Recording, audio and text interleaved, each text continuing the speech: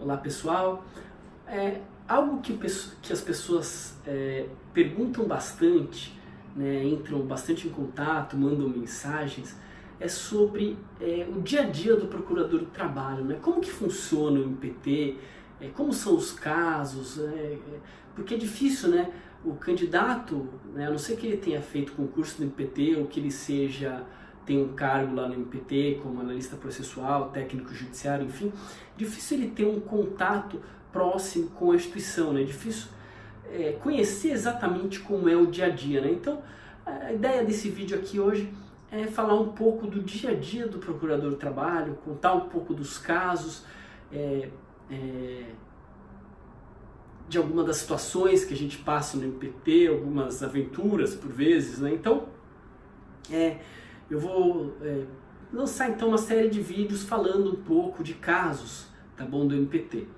Então vamos falar um pouquinho, inicialmente, de um caso que me marcou bastante, que na verdade eu considero o caso mais importante que eu tive aí no MPT, tá? Que é um caso que lembra um pouco aquela história do filme da Erin Brockovich. Não sei se vocês já viram o filme da Erin Brockovich. Se não viram, vejam, porque é um filme ótimo, né, com a Julia Roberts, e é um filme que mostra o quê? O trabalho num caso de contaminação de trabalhadores por uma substância química. A gente teve um caso já muito conhecido aqui no MPT, que é um caso que é um paradigma para nós, e que a partir desse caso, que foi feito lá pelo pessoal da PRT da 15ª Região, que eu tentei seguir o passo a passo do que eles fizeram naquele caso. Então eu cheguei na Procuradoria de São Bernardo em 2010, no fim do ano. De repente eu tô lá um dia, tranquilo, né, fazendo lá, tentando me inteirar ainda do trabalho ali. Tinha passado um ano em Marabá, um ano e pouco em Marabá, no meu início de carreira. Depois me removi para São Bernardo do Campo. Depois de São Bernardo, só para contar um pouco desse histórico, né, eu me removi para a Procuradoria do Trabalho de Osasco, onde eu fiquei por 4 anos mais ou menos. Então foi 1 ano e pouco em Marabá, 2 anos e pouco em São Bernardo, 4 anos e pouco em Osasco, e agora estou na Procuradoria do Trabalho em São Paulo, tá? Bom, aí eu estava lá em São Bernardo, né, estava lá na Procuradoria de São Bernardo, e lá, tranquilo, né, não tranquilo, cheio de casos lá, mas de repente me chegam assim uns 20 volumes de um inquérito. Então, a gente trabalha basicamente no MPT com investigações de irregularidades trabalhistas. A nossa atuação extrajudicial, essas investigações, termos de ajuste de conduta, que são acordos, né, que a gente faz com alguém que é investigado, correspondem assim a 80, 90% do trabalho do procurador. A parte judicial mesmo é muito menor do que essa parte extrajudicial, que é de análise de documentos, verificação das irregularidades, diligências, inspeções em locais de trabalho, oitivas de testemunha, audiências com empresa, enfim. Então isso, o que toma mais tempo do procurador é isso. E chegou lá para mim um inquérito, então, com 20 volumes. Eu falei, que é esse troço, né? Aí você já fica assustado, né? Fui olhar, aí vi lá qual era a empresa, qual era o tema, vi lá 20 volumes e vi o ano dele. Então eu estava lá em 2010 mais ou menos, o ano dele era 2007. Aí eu falei, putz, 2007, né? Só que 2007 era o ano de instalação da Procuradoria de São Bernardo, foi quando foi feita uma nova numeração. Quando eu fui olhar a denúncia, ela era, sei lá, de 2004 mais ou menos. Aí eu falei, puxa, já estamos aí há muitos anos investigando isso, né? Eu falei, preciso resolver esse caso. Aí fui ver o que era, né? Aí era um caso, então, de uma empresa que teve contaminação de trabalhadores por uma substância química. Uma substância química que é bastante lesiva à saúde, né? Ela gera inúmeros problemas de saúde para os trabalhadores. E a denúncia era isso: trabalhadores daquela empresa são contaminados, ainda eram contaminados, enfim, e por conta disso adquirem uma doença gravíssima, tá? O que a gente então tinha lá? Tinha alguns laudos médicos, enfim, mas eu falei, puxa, eu preciso concluir. O que eu preciso para concluir? Então eu parti a fazer algumas diligências. Então entrei em contato com uma associação que representava trabalhadores contaminados. Então fomos lá, ouvi esses trabalhadores, eles indicaram várias testemunhas para mim, essas testemunhas eu identifiquei, por exemplo, um empregado que ele fraudava as medições. Então ele tinha que medir o nível da substância que estava ali no ar, porque a substância ela era inalada e aí ela gerava os problemas de saúde, e tinha que fazer as medições, os índices de medição. Ele fraudava os índices de medição e colocava o índice menor para dizer que a empresa estava respeitando os índices de tolerância. Então, isso é um exemplo. Então, ouvimos testemunhas. Eu fiz uma audiência pública em que foi sindicato, associação, trabalhadores, médicos especialistas naquela matéria foram explicar como funcionava a doença. Os trabalhadores, as famílias puderam dizer o que eles queriam, o que eles precisavam para resolver o problema deles. Foram médicos do Hospital das Clínicas, que eram quem atendia, aqueles médicos que atendiam as pessoas, eles todos eram atendidos no Hospital das Clínicas em São Paulo, enfim. Então, assim começou a diligência, né? A partir desse momento eu falei, como mais que a gente pode identificar, né? Teve laudo pericial da perícia do MPT, então o MPT ele tem também um setor pericial, o médico do trabalho ele fez um laudo explicando exatamente como funcionava também a doença, a sua contaminação, enfim. Teve inspeções pela engenheira do trabalho, que foi no local de trabalho algumas vezes e identificou também as irregularidades. Teve autos de infração do Ministério do Trabalho e Emprego, em que existia uma auditora que hoje é aposentada, mas que era especialista no assunto, médica, doutora pela USP, e ela também então, produziu ótimos documentos que serviram como prova no processo. E aí nós tivemos também laudos fornecidos pelo Hospital das Clínicas, que era como atendia as pessoas, atestando que elas foram contaminadas, e também o INSS apresentou informações no sentido de que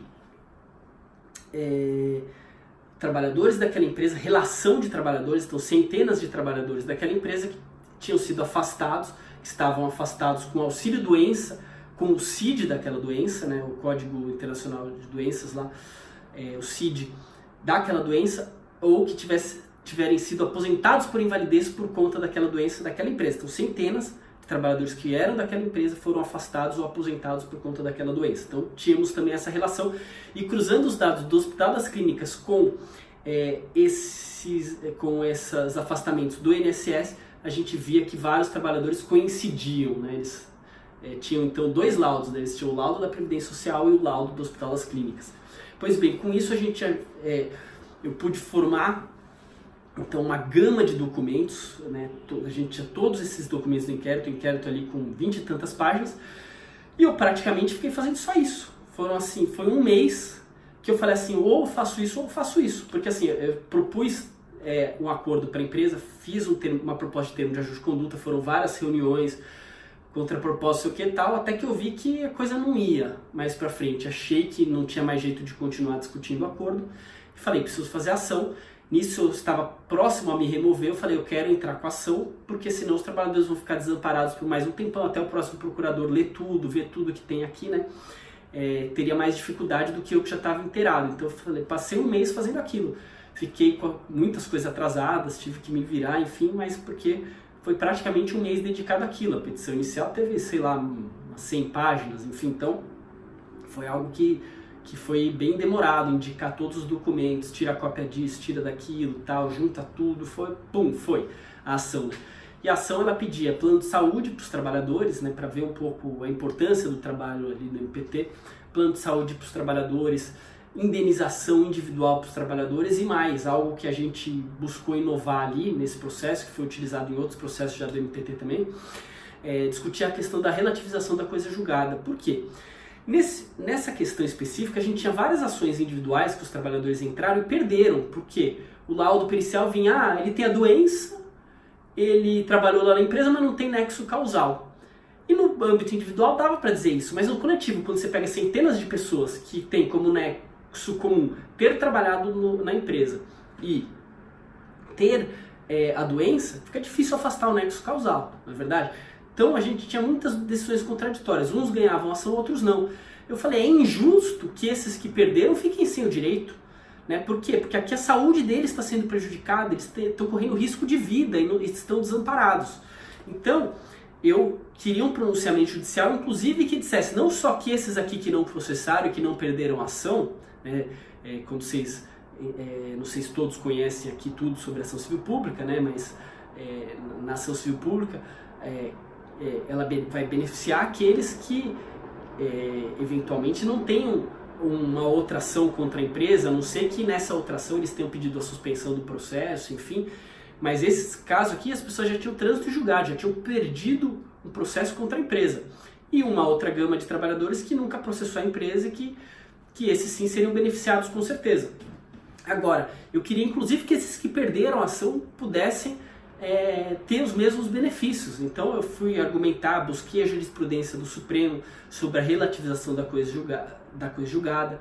Então o Supremo tinha precedente no caso da investigação de paternidade, dizendo que prevalece o direito à paternidade à coisa julgada. Por quê? Porque o indivíduo ele tem, ainda que, e o caso era, surgiu o exame do DNA, de DNA. Então como é que a pessoa não pode ajuizar uma nova ação pedindo para que agora tenha o exame de DNA para saber se a pessoa é pai ou não, que antes não tinha sido reconhecida. Então veja, o valor maior da paternidade, da família, vai prevalecer sobre a coisa julgada.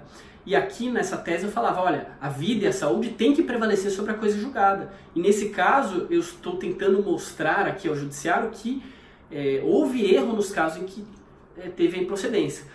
Pois bem, o caso depois eu me removi e acabou sendo feito um acordo, né? Então um acordo que beneficiou todos esses trabalhadores, né? Beneficiou o Hospital das Clínicas, porque também um dos pedidos, né? Tinham vários pedidos de obrigações de fazer ou não fazer, para que a empresa regularizasse o meio ambiente, enfim, ela acabou fechando as suas atividades no Brasil, mas antes mesmo da ação, enfim, ela já tinha encerrado as atividades, mas acabou que ela também no acordo pagou uma indenização coletiva que foi revertida ao Hospital das Clínicas por meio de bens, equipamentos, enfim, para o tratamento da doença, tá? Pesquisas e tudo mais.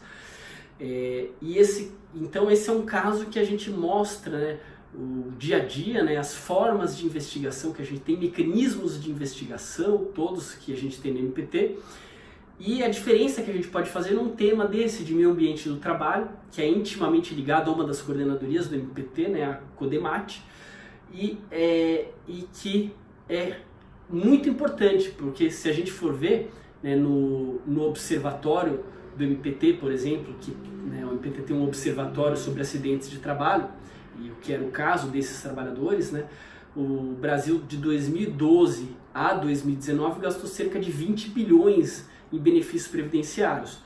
Então esses trabalhadores todos que sofreram esses danos, eles recebiam benefício previdenciário, né? E então a sociedade inteira está arcando com isso. E é por isso que a empresa tem que indenizar também o Estado, né? Então essa indenização para o Estado, que pode ser para um fundo público ou para alguma destinação específica que tenha como reparar diretamente aquele dano que foi causado, como era o caso aqui, bem específico, né, com os valores revertidos ao Hospital das Clínicas, nós tivemos a reparação dos bens do bem lesado, que justamente foi também essa assistência que era dada por um hospital público a esses trabalhadores, tá?